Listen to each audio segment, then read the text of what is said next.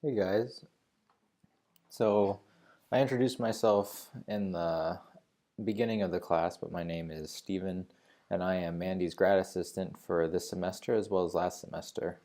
And the topic for today is I want to talk to you guys about training to improve muscle mass and strength along with it. Now, you may ask the question, how does strength increase in the first place?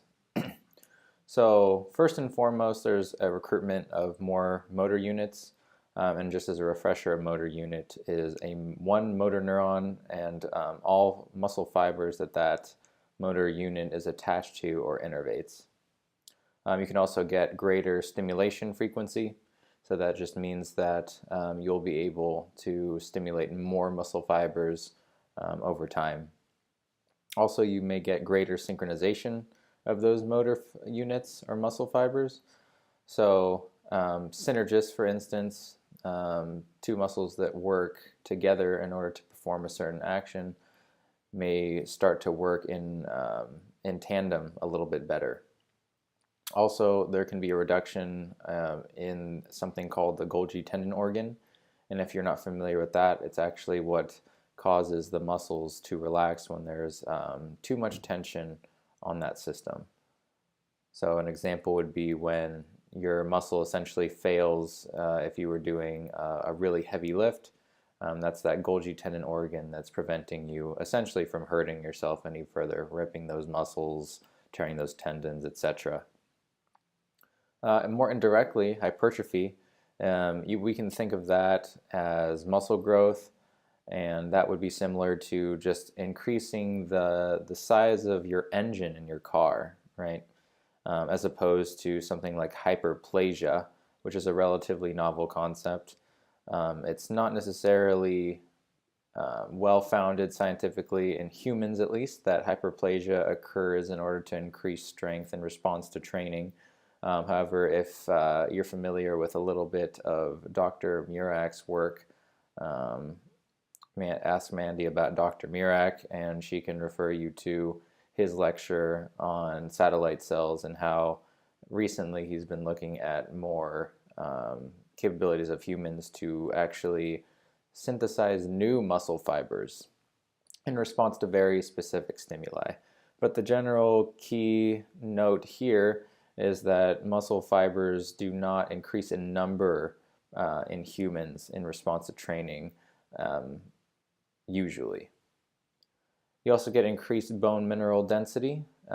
So essentially, when your bones are stronger, you get a better transfer of force. And concomitantly with that, you'll get a strengthening of the ligaments and the tendons, which are going to be absorbing some of the shock, as well as helping to transfer some of the force of the different activities that you would be doing. So what causes hypertrophy? So we have sarcoplasmic versus myofibrillar hypertrophy. And these are just fancy words for saying, are we increasing the size of the cytoplasm in the cell, which is the more, I guess, free-floating. It's not necessarily, I wouldn't classify it as a liquid, but it's what the organelles of the cell sit in. So that would be sarcoplasmic hypertrophy, just an increase in that sarcoplasm or the cytoplasm of a muscle cell. There's also myofibrillar hypertrophy, which is an increase in the contractile proteins, such as your myosin, right? That would be involved in cross-bridging and producing power. You also get increased connective tissue. So that increased connective tissue, as we briefly mentioned before, helps to transfer force and absorb incoming force, potentially creating some type of elastic rebound effect. We also can get greater intracellular water. A more hydrated cell tends to actually promote growth. So if you're dehydrated, keep in mind that that is not an optimal state for muscle growth. And as I briefly mentioned before, as hyperplasia is not necessarily well founded in humans, it can occur, but we're not going to be seeing a lot of that traditionally in humans. A big question is, will women get bulky if they do your standard resistance training protocol? And the key takeaway here is that some women, if predisposed to maybe a broader frame or increased muscle, may see muscle gain more rapidly. However, unless you're taking some type of external drug, more than likely you will not gain any type of appreciable muscle mass that you would associate with your typical bodybuilder. So you would need to be taking in exogenous or externally supplemented hormones like testosterone, growth hormone, etc., in order to get some of the body types that are negatively perceived by women. So that begs the question, what is the best way to gain strength and size? And it's prudent to understand that muscle is it has plasticity. It's plastic, right? And what does that mean? It just more or less means that muscle is very adaptive to change, right? It's not a immalleable type of tissue. There are changes that can be made, and those can be reflected very easily over time, at least. So muscles can respond to mechanical stress, so that would be loading. Muscles respond by increasing their motor unit recruitment. We talked about that before in terms of how we're going to be gaining strength. Cell swelling is a concept that is related to the hydration of a cell, and we'll touch on that a little bit later when it comes to training modalities such as blood flow restriction, which actually uses the concept of cell swelling to cause muscle gain or muscle hypertrophy. Also, certain types of activity, such as ones that utilize a lot of mechanical tension or mechanical stress, spinal loading, and all of that, such as a squat, a deadlift, to some degree, exercises that cross multiple joints like a leg press using the quadriceps, the hips, into the calves and the hamstrings. We'll see some post-workout increases in hormones that are going to be beneficial for growth, such as testosterone, growth hormone, and downstream of that, IGF-1 or insulin-like growth factor 1. We'll also see increases in metabolites such as lactate or lactic acid, most of you will be familiar with, in conjunction with reactive oxygen species, which some of you may be familiar with that have scientific backgrounds or know a little bit about oncology, which tends to be free-floating electrons that wreak havoc in the cells. But these molecules in our body actually act as signaling molecules to help promote a increase of our baseline attributes. So when we program ourselves for strength training or training that is geared towards building muscle, there are a few concepts that we want to keep in mind. The first would be the FIT principle, or FITT principle.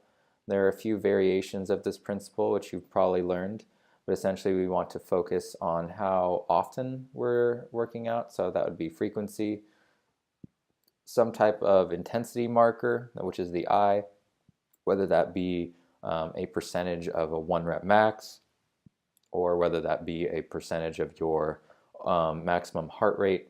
There are many different ways to do this, and more recently RPE, or rate of perceived exertion, essentially just a scale from 1 to 10, is being used to gauge difficulty. So we want to make sure that the exercise intensity is meeting the expectations or the outcome expectations of what we want out of it.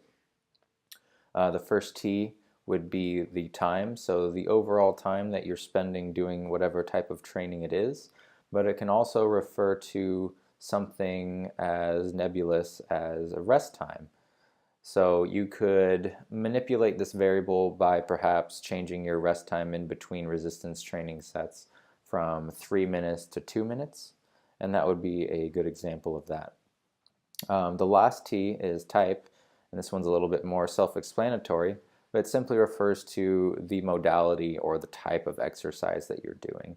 If you're trying to be a runner, you will most likely be running. If you're trying to do a powerlifting competition, more than likely you will be practicing powerlifting style training, focusing on your bench press, squat, and deadlift. Another thing to keep in mind is the tempo of exercises. In certain periods of time, tempo has been more popular or less popular, increasing the amount of repetitions you get in between or within a given set may be a good strategy if you aren't necessarily seeing progress. However, as long as you're doing the motion, whatever the exercise may be, under control, it probably isn't something for a rank novice to necessarily overemphasize. Something that is generally beneficial is the use of unilateral exercises. A lot of what we do is bilateral in nature, whether that be squats, deadlifts, which use both of our legs. So focusing on unilateral exercises not only will allow us to compensate for some deficiencies that may develop by using two legs all the time, or two limbs in general, but also allows us to utilize the core to a higher degree in order to stabilize ourselves. And lastly, it's important to mention that protein is important, at least adequate protein, to ensure that we are supplying the body with the building blocks necessary in order to recover properly.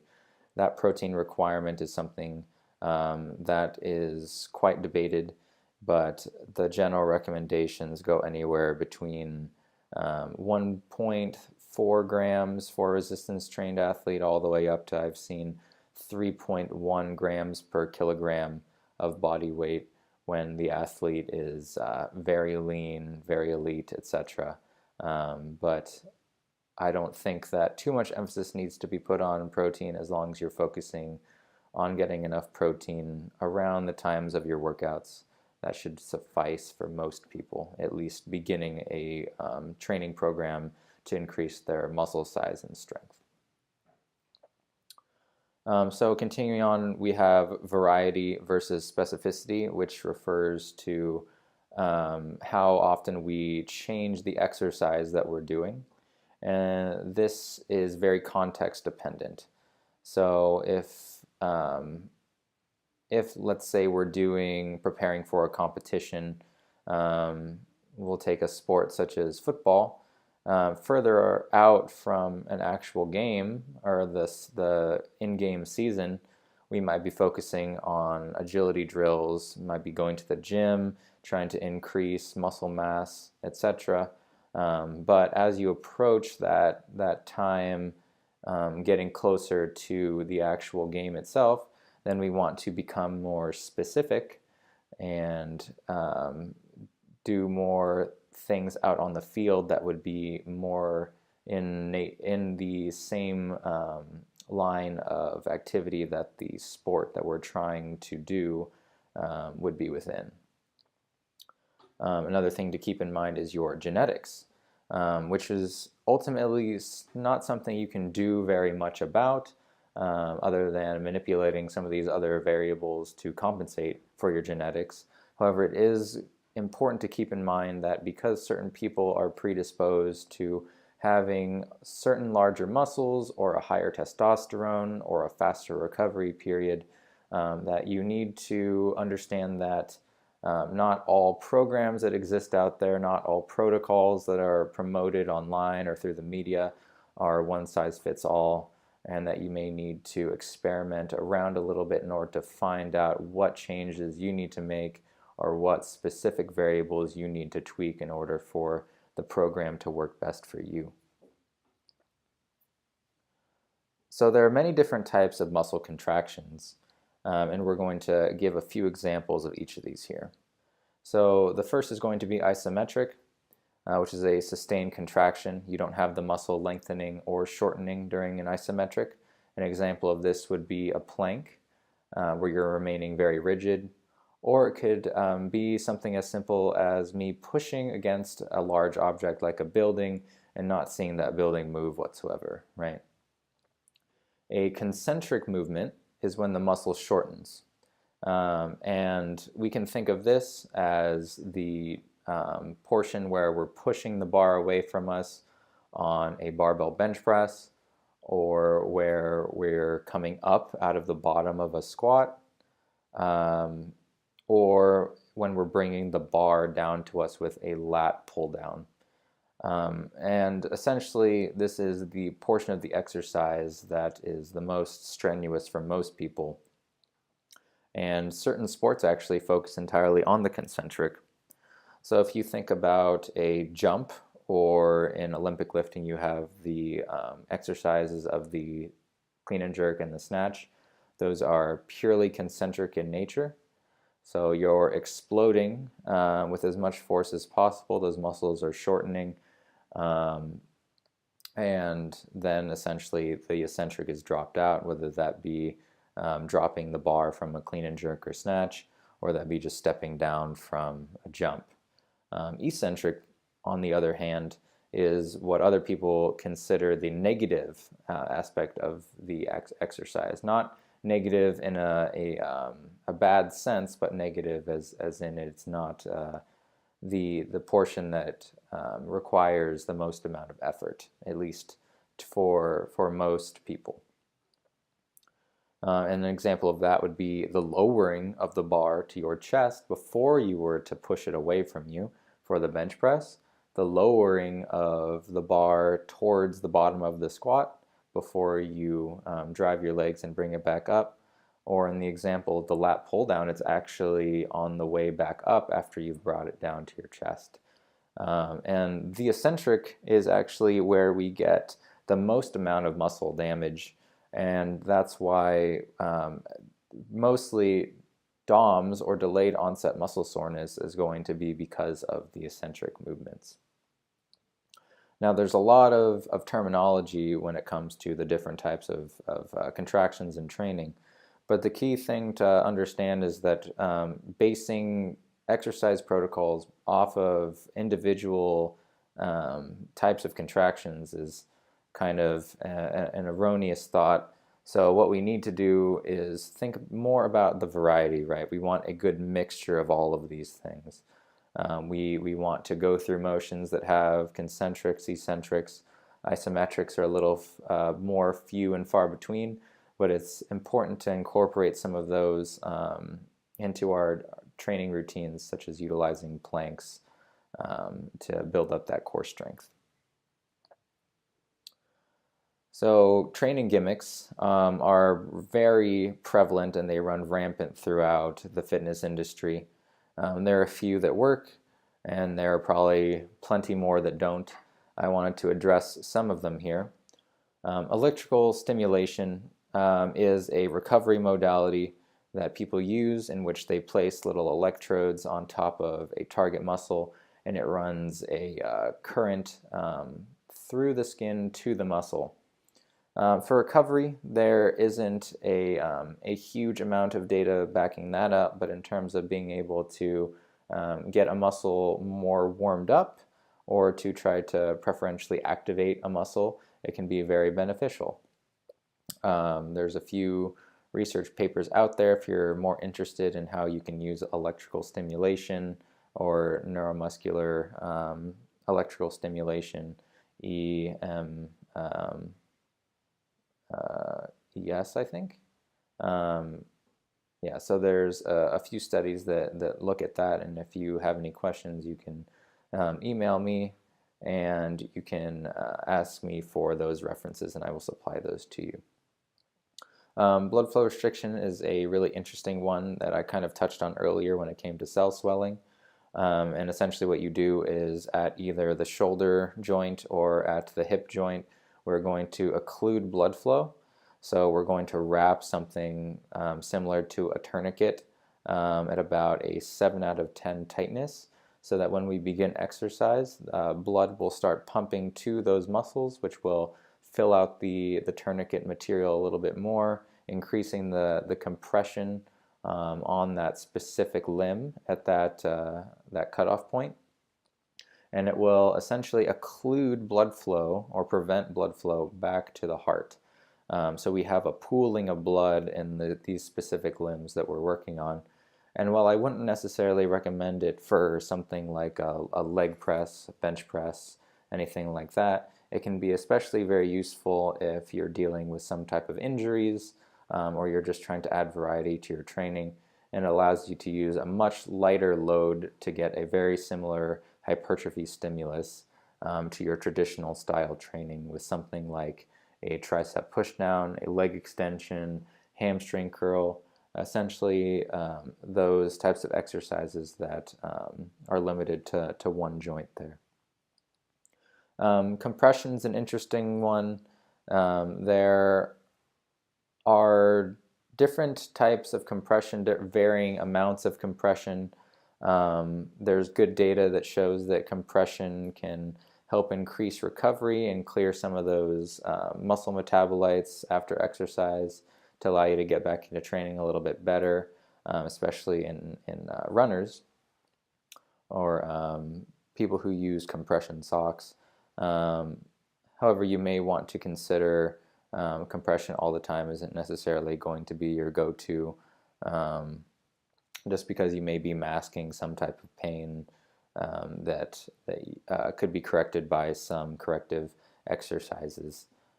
So in the past, I personally have had experience using knee sleeves or compression sleeves on my knees, and it was masking a certain amount of knee pain that I would be getting in the squat. However, once I took them off, I felt that I was actually better able to perceive where my knees were, as well as what needed to be changed in my technique in order to correct some of that knee pain. So a lot of these gimmicks are beneficial, but we need to put them in the proper context. Elevation masks are something that has gotten a lot of attention in the last couple of years. The general thought behind them is that they simulate training at higher elevations. However, there isn't much data, if at all, on these masks being able to simulate those conditions. However, there is some recent data that shows that these elevation masks can actually increase the power of our breathing muscles like the diaphragm, which can contribute to more stability in some of the lifts, such as the squat, deadlift, etc., that use intra-abdominal pressure through taking in a nice deep breath. Lastly, I wanted to touch on some fasted cardio, and Dr. Brad Schoenfeld in 2014 did a fantastic study on if fasted cardio was more beneficial than cardio in the morning, where the subjects simply just ate a small breakfast or had a small bolus of food, and they found that actually when it came to fat loss by the end of the period, they were the same, or they were equivocal in nature. So essentially, if you're saying that fasted cardio is more beneficial than fed cardio, there isn't data to support that. However, if you simply prefer training fasted just because you're predisposed to nausea, then that may be a valid option for you. However, it is not more beneficial than fed cardio. So when it comes to fueling for performance, we need to consider the activity. Protein and carbs are going to be your best bet before the workout.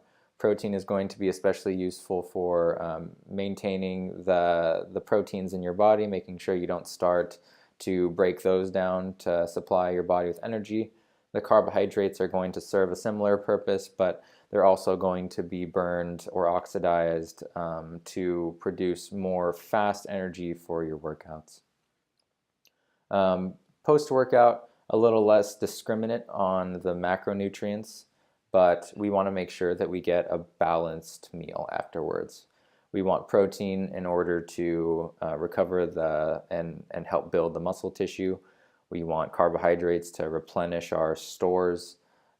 We want fats in order to promote optimal levels of inflammation and anti-inflammation in the body, as well as the other benefits that certain fats can give us related to hormones, etc. We also might want to make sure that we're not neglecting our vegetables and our fruits, because those contain essential vitamins and minerals that are necessary for maintaining our body and keeping the cellular functions in our body running undeterred. We want to space out our protein. So generally what I like to tell people is 20 grams of high biological value protein, HBV protein, every 3 to 5 hours. Preferably real food is good, whether that be chicken, yogurt, cheese, anything of that animal nature is going to be a better quality source of protein every 3 to 5 hours. But if you're a person with dietary restrictions and you don't eat meat like that, you might want to do a little bit of research, or you could email me about proteins that you can combine that are vegetarian sources that are supplemental to one another, whether that be something like brown rice and broccoli, or different mixtures that will supply you with the amino acids necessary to adequately help you refuel and build new muscle, or maintain the functions, cellular functions of your body. When it comes to hydration, basically what research says is that we should drink listening to our body. So there's no shortage of ads out there that tell us that Gatorade, Powerade, all these electrolyte drinks are necessary to maintain adequate hydration. However, a lot of those are glorified sugar water, and the activity that we're doing throughout the day, supplemented already with a relatively high amount of sodium in our diet, doesn't necessarily beg for drinking Gatorade, having a sip every few minutes out on the field. So unless you're doing some type of strenuous backpacking activity in the heat, I don't think you need to worry about consuming an electrolyte type beverage. But the general theme is drink to thirst.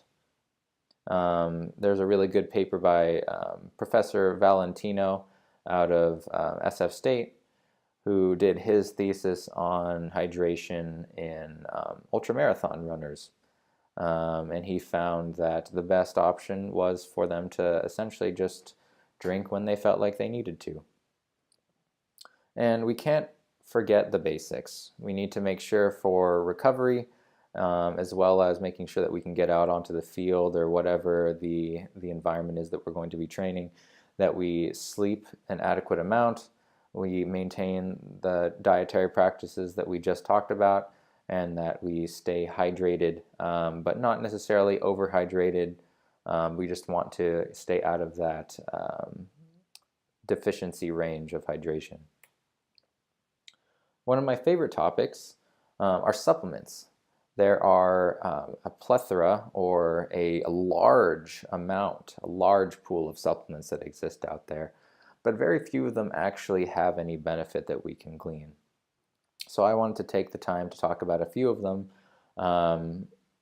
and also talk about ones that work and ones that maybe are a little bit more controversial and have essentially no benefit other than placebo.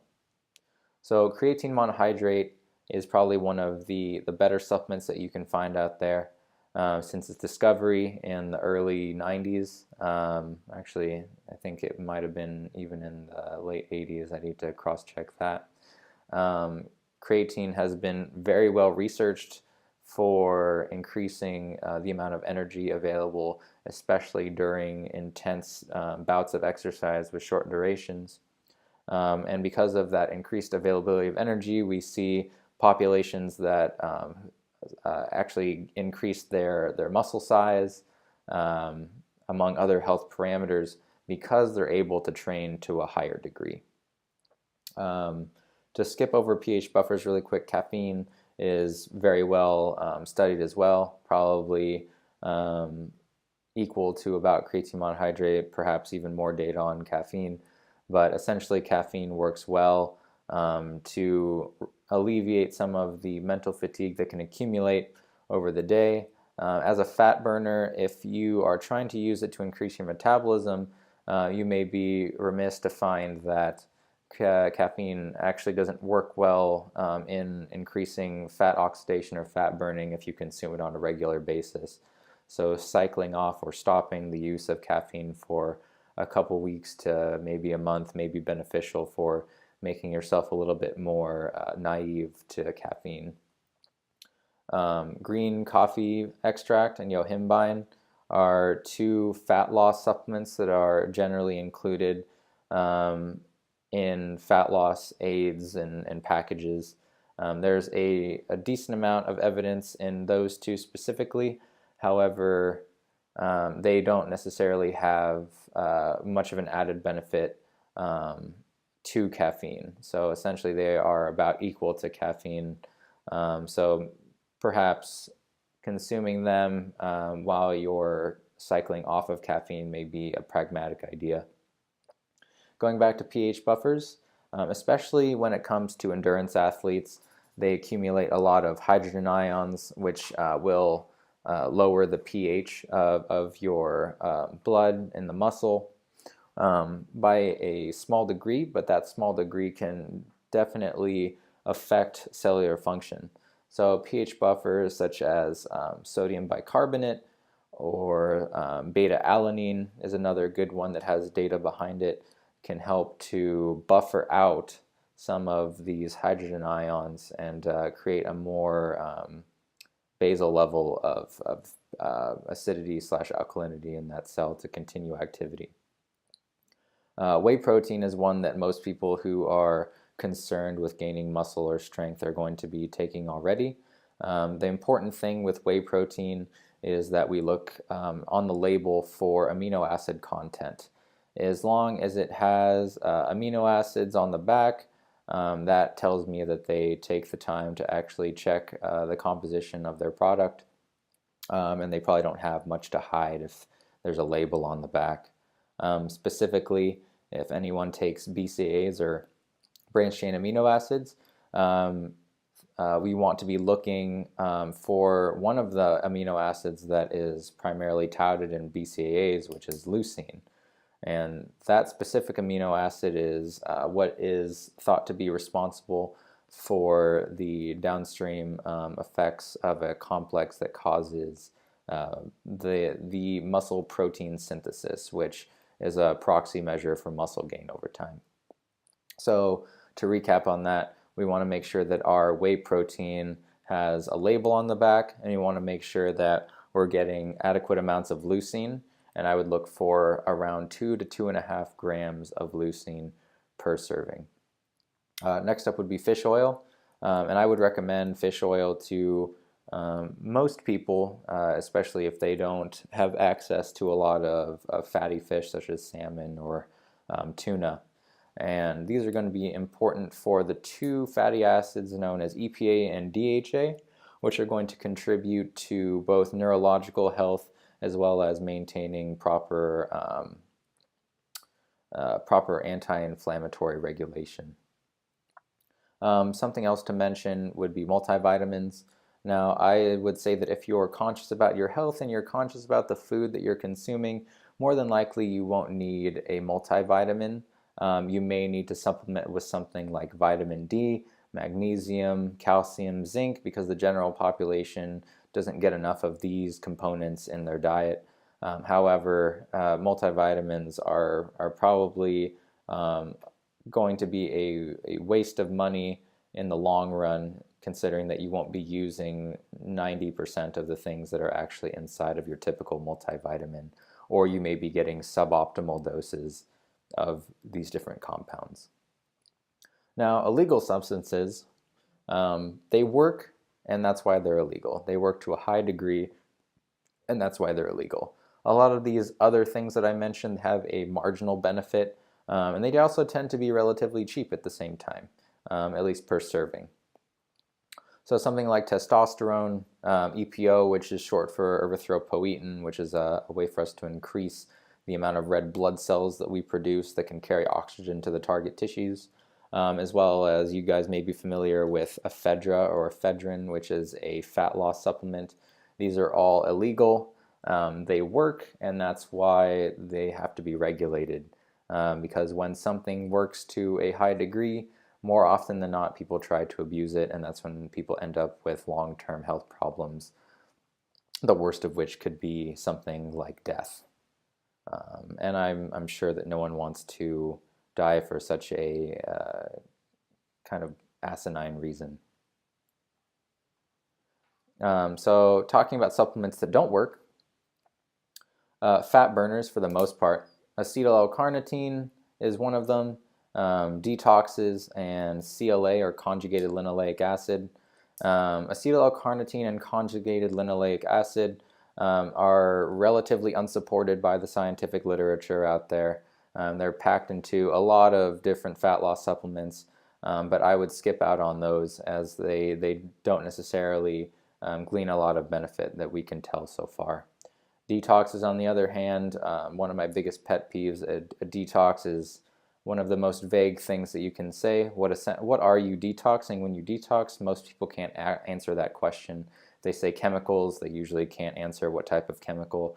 It's generally just a term used to fearmonger people into buying these expensive juices or other liquids that essentially just act as diuretics and cause us to flush out large amounts of water from our body. Weight gainers, on the other hand, aren't necessarily ineffective. It's just that they are economically not very viable. So a weight gainer is going to be very similar to just a whey protein powder with carbohydrate added to it. So you can skip out on buying those, buy your own whey protein powder, and just pump up the calories if you have a hard time gaining muscle or gaining weight in general with something, with something like